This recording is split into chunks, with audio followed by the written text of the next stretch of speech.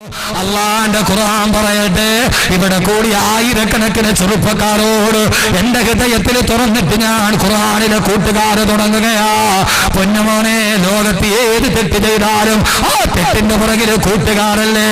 രാവിലെ പത്രമെടുത്ത് നോക്കിയാൽ പെൺവാണിഭം നടത്തുന്നത് ഒരാളല്ലല്ലോ, ബാങ്ക് കവർച്ച നടത്തുന്നത് ഒരാളല്ലല്ലോ, വഴിയിലൂടെ കടന്നു പോകുന്നവനെ പിടിച്ചിട്ട് കഴുത്തറത്തിട്ട് മാലക വരുന്നത് ഒരാളല്ലല്ലോ, ജയിലിൽ വെച്ച് കൂട്ടുകൂടിയ കൂട്ടുകാർ, അതല്ലെങ്കിൽ റോഡിൽ മനസ്സൈഡിൽ വന്ന് നിൽക്കുന്ന ബസ് സ്റ്റാൻഡിൽ വന്ന് നിൽക്കുന്ന പെണ്ണിനെ കാണുമ്പോ മൊബൈൽ ഫോണിൽ ഒരു ഇര വന്നിട്ടുണ്ടെന്ന് പറഞ്ഞ് കൂട്ടുകൂടി കൂട്ടുകാരല്ലയോ. പാവപ്പെട്ട പെണ്ണിനെ മാനഭംഗം ചെയ്തത് ഈ ദുനിയാവിൽ ഏതൊക്കെ കുറ്റകൃത്യങ്ങൾ നടക്കുന്നുവോ അത് ഒരാൾ തന്നെ ചെയ്യുന്നതല്ല, കൂട്ടുകാര് ദിവസങ്ങളോളം ആലോചിച്ച് ഗൂഢാലോചനയുടെ പദ്ധതി ഉണ്ടാക്കി നടത്തുന്നതാ. എല്ലാ തിന്മയുടെ മുകളിൽ കൂട്ടുകാരുണ്ടെങ്കിൽ മദ്യപിക്കാനും പലിശ മേടിക്കാനും പട്ടച്ചാരായം കുടിക്കാനും നിന്റെ കൂടെ നിന്റെ കൂട്ടുകാരുണ്ടെങ്കിൽ ഞാൻ വല്ലാതെ അതിശയിച്ചു പോയി. സഹോദരങ്ങളെ, മൗവല് വയലും കഴിഞ്ഞിട്ടാണ് ഞാൻ വരുന്നത്.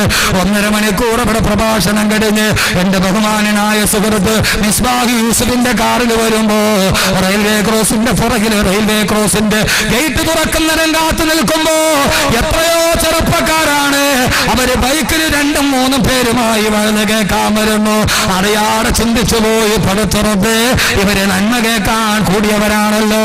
പള്ളത്തിൽ അഹമ്മദ് കബീർ വാഖവിയുടെ വഴുതണ്ട് വരുന്നുണ്ടോ എന്ന് ചോദിച്ചപ്പോ പൊന്നുമോനെ നിന്റെ കൂട്ടുകാരനെ വിളിച്ച് ബൈക്കിൽ കയറ്റി വരുമ്പോ അല്ലാഹ് ഇഷ്ടപ്പെട്ട കൂട്ടുകാരാണ് നിങ്ങൾ.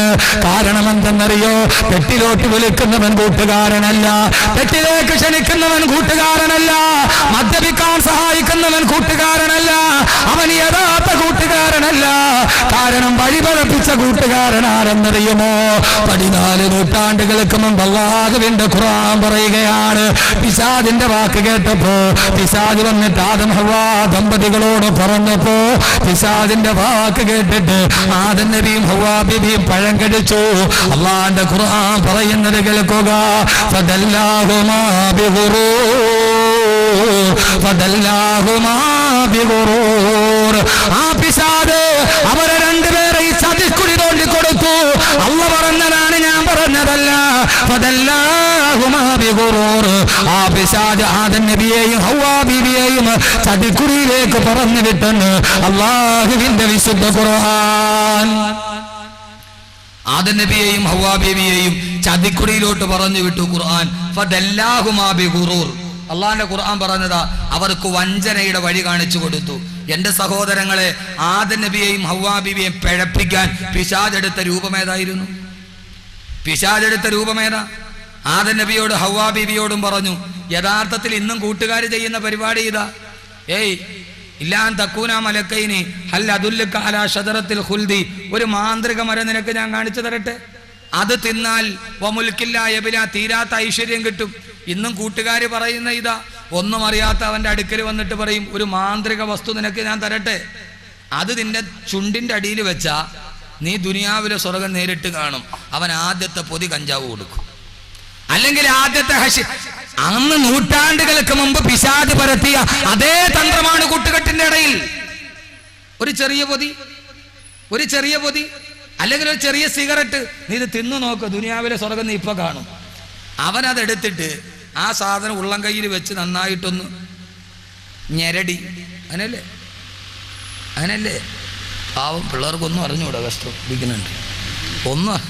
അതിങ്ങനെ ഈ ഉള്ളം കയ്യിൽ വെച്ച് നന്നായിട്ടൊന്ന് ചുരുട്ടിയിട്ട്, പിന്നെ നമ്മുടെ മക്കളാണ് ഒരു ഗുണമുണ്ട്, പണ്ട് മുതലേ അവന്മാർ ഊതിയ കഴിക്കും, ഒരൊറ്റ ഊതല, അതിൻ്റെ പൊടിയെല്ലാം അങ്ങ് പറന്നു പോകും, എൻ്റെ കട്ടയൊക്കെ അതിനകത്ത് കിടക്കും. അതിങ്ങനെ ചുരുട്ടി എടുത്ത് അതിൻ്റെ ആദാബും ഷർത്തും ഫർദും അനുസരിച്ച് ഈ ചുണ്ടിൻ്റെ ഇടയിലോട്ട് തിരികെ വെച്ചാൽ പിന്നെ മൂപ്പിലാൻ ദുനിയാവിലെ സ്വർഗത്തിലാ. ആരാ തന്നത്?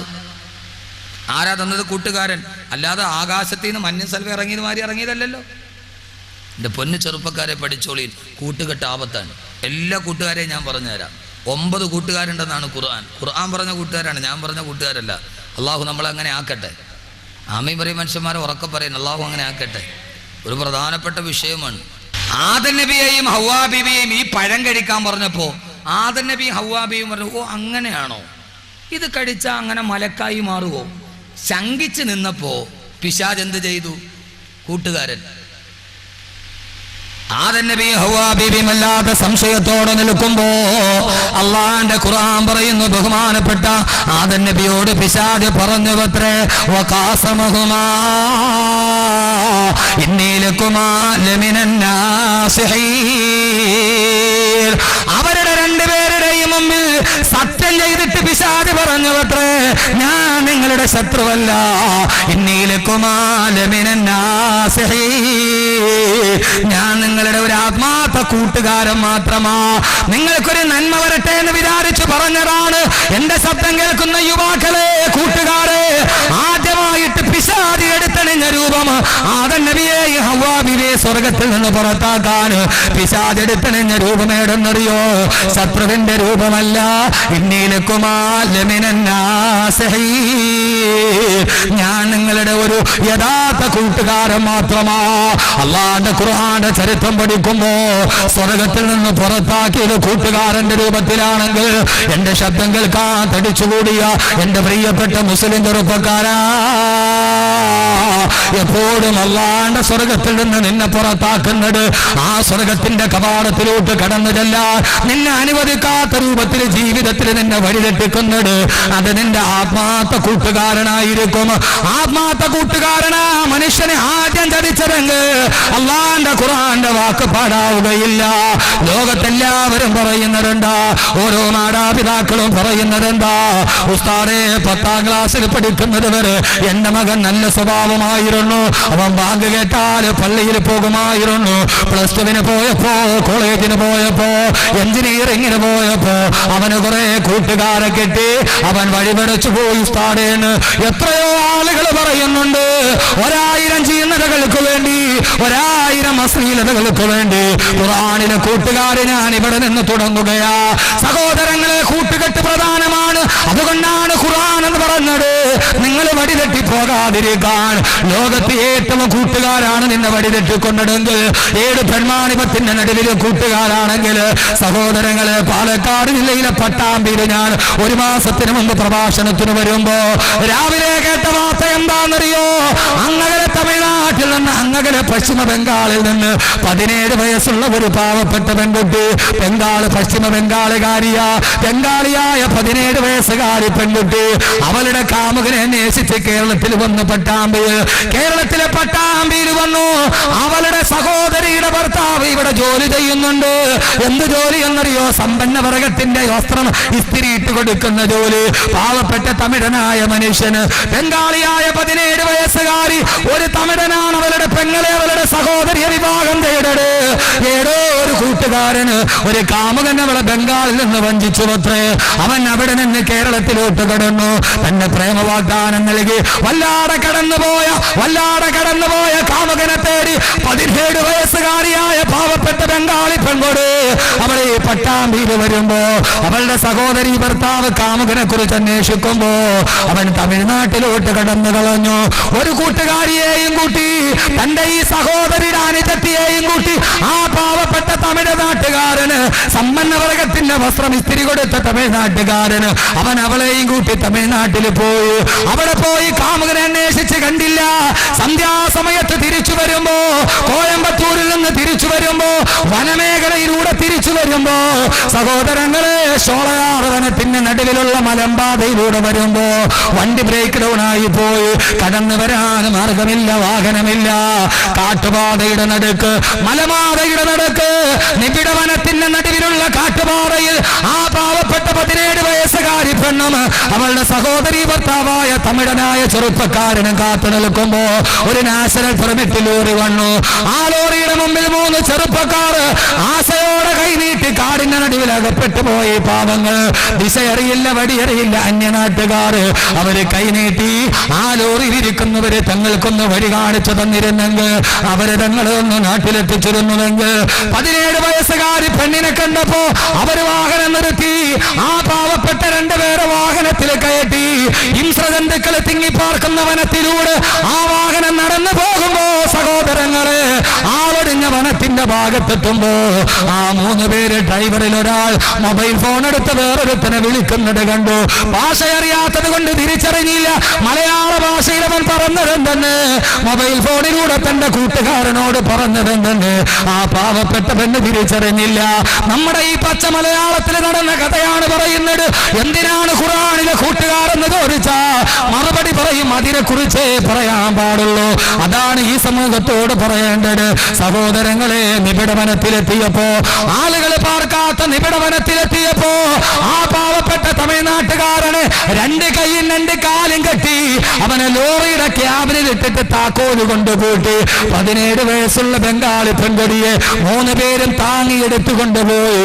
ആരും കാണാത്ത വനത്തിന്റെ നടുവ്, കാരണച്ചോലയുടെ നടുവ് ആ 3 പേർ ഈ പാവപ്പെട്ട പെൺകുട്ടിയെ മാനഭംഗപ്പെടുത്തി മലത്തിക്കിടത്തി മാനഭംഗം ചെയ്യുമ്പോ ഓരോരുത്തരായി അർത്ഥമറിയാത്ത ഭാഷയിൽ പാവപ്പെട്ട നിഷ്കളങ്ക 17 നിലവിളിക്കുമ്പോ ഓരോരുത്തരായി അവളെ കടിച്ചു മുറിച്ചിട്ട് ആ പാവപ്പെട്ട പെണ്ണിന്റെ മാനം ചിന്തുമ്പോ ആ പാവപ്പെട്ട പെണ്ണിന്റെ വസ്ത്രമൂരി മാറുമ്പോ കാട്ടിൽ താമസിക്കുന്ന കാട്ടാന പോലും കരഞ്ഞിട്ടുണ്ടാവില്ലേ, കുറുക്കം പോലും കരഞ്ഞിട്ടുണ്ടാവില്ലേ, ഷോളയാറ് വനത്തിലെ കുറുനരി പോലും കരഞ്ഞിട്ടുണ്ടാവില്ലേ.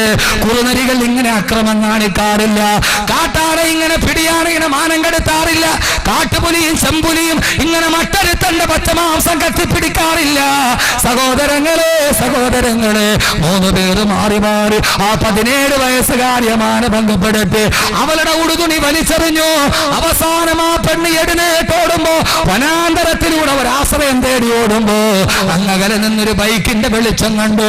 ഏതെങ്കിലും ഒരു സഹായിയാണെന്ന് കരുതി എന്നെ രക്ഷിക്കണേ എന്ന് പറഞ്ഞു ഓടിച്ചെന്ന ആ പെണ്ണിന്റെ മുമ്പിൽ ബൈക്ക് നിന്നു. ഒരു സിനിമയുടെ കഥയല്ല ഞാൻ പറയുന്നത്, ഒരു റൊമാൻറ്റിക് ഭാവനയല്ല പറയുന്നത്. ആ ബൈക്കിൽ വന്നവൻ രക്ഷകനാകുമെന്ന് കരുതിയപ്പോ ആ ബൈക്കിൽ വന്നത് ആരെന്നറിയുമോ? ഇരയെ കെട്ടിയപ്പോൾ ലോറി ഡ്രൈവർ ഫോണിൽ വിളിച്ചു വരുത്തിയ കൂട്ടുകാരൻ.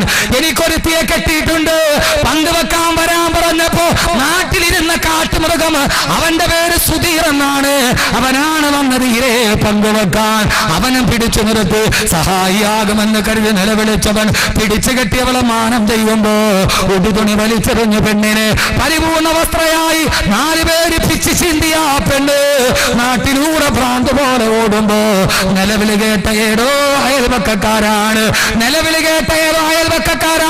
ഓടി ചെല്ലുമ്പോൾ നൂൽബന്ധമില്ലാതെ കടിച്ചു പറിച്ച ചുണ്ടുകളുമായി ശരീരവുമായി പൊട്ടിക്കരയുന്ന പെണ്ണ് ആരോ മറയ്ക്കാൻ വസ്ത്രം കൊടുത്തു.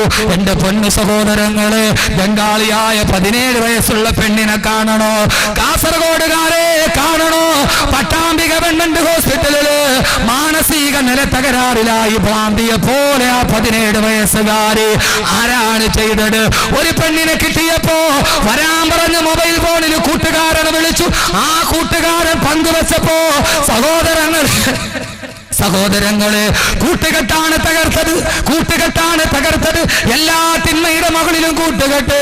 എന്റെ ശബ്ദം കേൾക്കുന്ന പള്ളത്തെ പ്രിയപ്പെട്ട പെങ്ങളെ, നല്ലവരോടെ കൂട്ടുകൂടാവൂ, എല്ലാവരുമായി കൂട്ടുകൂടാൻ പാടില്ല. ഞാനൊന്ന് ചോദിക്കട്ടെ പെങ്ങളെ, കേരളത്തിൽ നടന്ന എത്രയോ പെൺവാണിഭങ്ങളുണ്ട്. കിളിരൂര് പെൺവാണിഭം, കവിയൂര് പെൺവാണിഭം, വിതിരാ പെൺവാണിഭം. 15 വയസ്സ് പ്രായമുള്ളപ്പോ സീരിയലിൽ അഭിനയിക്കുന്ന സ്വപ്നമായി പൂമ്പാട്ടകളോട് സ്വപ്നം പറഞ്ഞ അവസാന കോട്ടയം മെഡിക്കൽ കോളേജിൽ 85% കത്തിക്കരിഞ്ഞ് ചാമ്പലായി കിടന്ന നിന്റെ കിളിരൂരിലെ ശാരിയ വീട്, കവിയൂരിലെ അനഘയ വീട്. കിളിരൂര് പെൺവാണിഭ കേസിൽ കോടതി ശിക്ഷിച്ചു. ആരാണ് 15 വയസ്സുള്ള പെണ്ണിന് 70 പേർക്ക് പിച്ച് ചിന്നാൻ കൊടുത്തതെന്നറിയോ? ആ നാട്ടിലെ കാമുകന്മാരല്ല, അവളുടെ അമ്മയുടെ ഏറ്റവും അടുത്ത കൂട്ടുകാരിലേതായ സ്നായരാണ്. ആരാണ് കൊടുത്തത്? അവളുടെ അമ്മയുടെ കൂട്ടുകാരി. ആ കൂട്ടുകാരിയാണ് പ്രലോഭിച്ചിട്ട് കൊടുത്തത്. ഏത് പെൺവാണിഭത്തിന്റെ കഥ എടുത്തു നോക്കോ. ഒരു പെണ്ണിനെ കൂട്ടിക്കൊടുത്തത് ആണല്ല, അവളുടെ കൂട്ടുകാരിയാണ്. അതുകൊണ്ട് സഹോദരങ്ങളെ, ഖുർആൻ 14 നൂറ്റാണ്ട് മുമ്പ് പറഞ്ഞു, പിശാച് നിന്നെ സ്വർഗ്ഗത്തിൽ